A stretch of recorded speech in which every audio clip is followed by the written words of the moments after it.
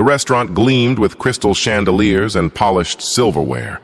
Alexander Stone sat at his usual corner table, checking his Rolex for the third time. At 38, he was CEO of Stone Industries, worth millions, and profoundly tired of this routine. This blind date, arranged by his persistent assistant Jennifer, would be his last. After tonight, he'd accept that relationships weren't for him. Just one more, Jennifer had begged. Elena is different. She's not like the others. Please, just give her a chance. Alexander had heard that before. Every woman Jennifer introduced wanted the same thing: his money, his status, his penthouse. Not him. Never actually him. He'd give this Elena exactly 30 minutes, then make his excuses and leave. He had contracts to review anyway. A woman entered the restaurant, and Alexander barely glanced up. Then he looked again. She wore a simple cream-colored sundress, not designer, just pretty. Her brown hair was pulled back casually, and she carried a worn leather bag. She looked nervous as she scanned the room, clearly out of place in this expensive establishment.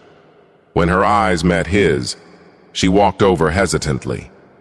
"Alexander Stone?" "That's me." He stood out of ingrained politeness. "You must be Elena?" "Elena Martinez." She sat down looking uncomfortable. "Thank you for agreeing to this. Jennifer spoke very highly of you." "Jennifer is optimistic about most things," Alexander said coolly, already building his walls. Elena smiled, but it didn't quite reach her eyes. "She warned me you'd be skeptical. She said you've had difficult experiences with dating." "That's diplomatic phrasing." "I can relate," Elena said simply. "I'm a high school teacher. The last man I dated was lovely, until he found out I teach in an underfunded public school instead of working at a prestigious private academy. Apparently, my lack of ambition was concerning." Alexander found himself actually listening. "You're ambitious about education, not salary?" "Exactly. The kids in my school need advocates, not teachers chasing paychecks." She paused. "But that perspective doesn't translate well to dating. Men want someone impressive to introduce to their colleagues, not someone who spends her own money buying students' school supplies." "That's admirable," Alexander said, surprising himself with the sincerity. "It's impractical," Elena corrected, "at least according to most people." "Jennifer said you value substance over appearance, but honestly, looking around this restaurant," she gestured at the opulent surroundings, "I'm not sure we're compatible.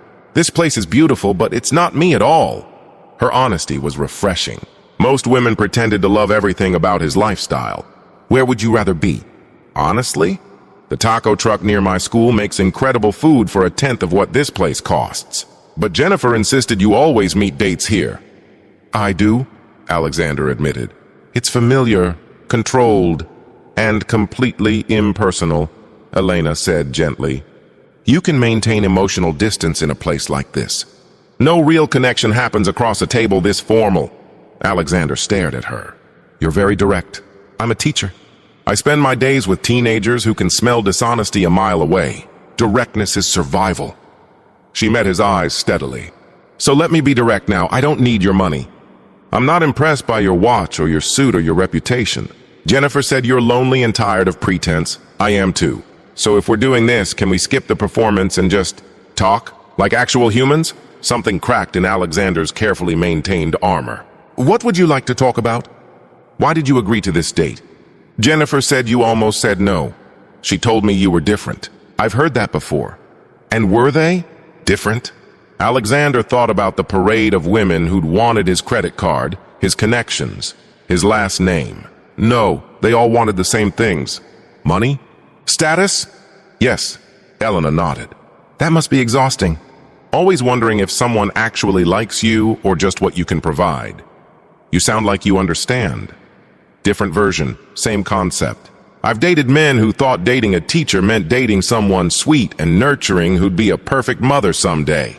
They didn't want me. They wanted a fantasy of what a teacher represents. When they discovered I'm opinionated and sometimes exhausted and occasionally drink too much wine after parent-teacher conferences, they disappeared. "How much wine?" Alexander asked, a smile threatening to break through. "Enough that I once left my grocery cart in the frozen food section and went home without it," Elena admitted. I remembered at 10 p.m. and had to go back the next day. The cashier judged me. Alexander laughed, actually laughed, for the first time in months. I once fell asleep in my office and woke up at 3 a.m. still holding my coffee cup. My assistant found me and asked if I'd died. Did you drink the coffee anyway? It was cold, but yes. I have standards, but also no shame. They talked through dinner, real conversation, not interview questions. Elena told him about her students. The one who'd been accepted to college despite homelessness. The girl who'd discovered a love of poetry. The boy who'd finally opened up about his family's struggles. She spoke with passion and exhaustion and fierce protectiveness. Alexander found himself sharing things he never discussed. The pressure of running his father's company. The loneliness of success. The way his wealth had become a barrier between him and genuine human connection. Everyone wants something from me, he admitted. Business partners want deals. Friends want investments. Women want my lifestyle. No one just wants me. Who are you? Elena asked. Without the CEO title, without the money, who is Alexander Stone? No one had ever asked him that. He sat with the question, really thinking. I don't know anymore. I used to love architecture. I'd walk through the city sketching buildings. But I haven't done that in 15 years. Why not? No time. The company demands everything. Or you use the company to avoid everything, Elena suggested gently. It's safer to work than to risk being disappointed by people. You're very perceptive. For someone I met an hour ago, you're very transparent for someone trying so hard to be mysterious, Alexander smiled. What about you? Who's Elena Martinez without the teacher title? Someone who loves terrible reality TV, bakes when she's stressed, and adopts plants she inevitably kills despite the best intentions. Someone who wanted to be a writer but chose teaching because making a difference felt more important than making bestseller lists. Someone who's lonely but picky because I'd rather be alone than be with someone who doesn't actually see me. I see you, Alexander said quietly. Do you? Or do you see a refreshing change from the women who want your money? The question landed hard. That's fair. Can both be true? Maybe, Elena said. But I need to know, if I didn't challenge your expectations, if I was just another nice person, would you be interested? Alexander considered this honestly. I don't know, but I'd like to find out. They left the restaurant and, at Elena's suggestion, walked to her favorite taco truck. Alexander, in his expensive suit, stood in line with her for street food. They ate sitting on a park bench, and he couldn't remember the last time food had tasted so good. This is better than that restaurant, he admitted. Everything tastes better when you're not performing, Elena said. You were performing in there. The cold CEO, the controlled businessman. Out here, you're just Alex, eating tacos on a bench. I like this version better. No one calls me Alex. Would you like me to? Yes, he realized. I really would. They dated carefully over the following months. Elena refused expensive gifts, insisting on splitting checks, maintaining her independence. She challenged him constantly on his workaholic tendencies, his emotional walls, his fear of vulnerability. You've built a fortress, she told him one evening. It's very impressive. But you're lonely inside it, and you won't let anyone in because you're terrified they'll want to loot the place instead of keep you company.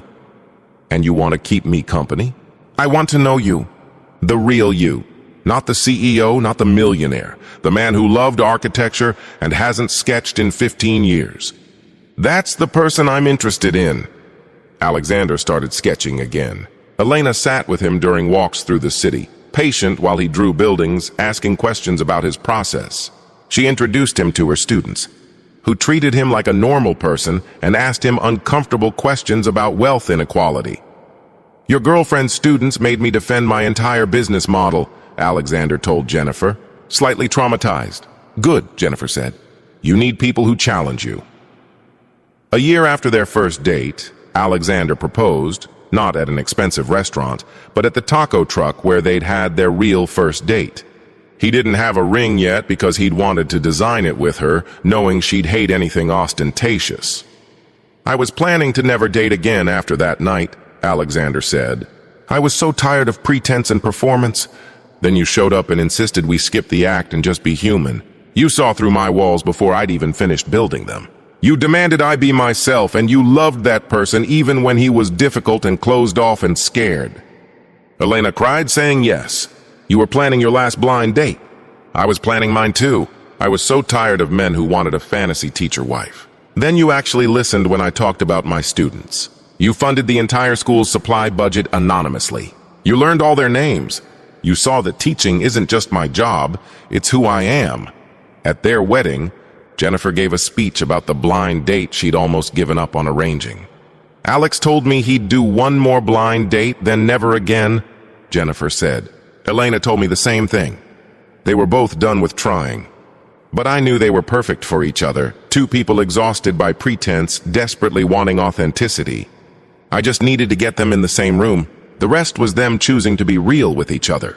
Years later, Alexander would tell people that Elena saved his life without knowing she was doing it. I was suffocating in my own success, he'd explain, surrounded by people who wanted my money but not me. Elena showed up to that restaurant in a simple dress with no agenda except honesty. She challenged me, saw through me, and loved me anyway. Not despite my walls, but through them. And you? People would ask Elena. What did he give you? Someone who listens, she'd say. Who values my work even though it doesn't make money? Who funded my school without telling me, so I wouldn't feel obligated? Who learned to be vulnerable because I refused to love a performance? We saved each other from lives of polite loneliness. Because sometimes the last chance is actually the first real one. Sometimes the person who challenges your defenses is exactly who you need. And sometimes, cold millionaires and humble teachers discover that genuine connection doesn't happen in crystal restaurants. It happens on park benches, over street tacos, when two exhausted people finally stop performing and start being real. If this moved you, share and subscribe for more tales about authentic love transcending expectations. Comment about someone who saw the real you beneath the walls. Those people change everything.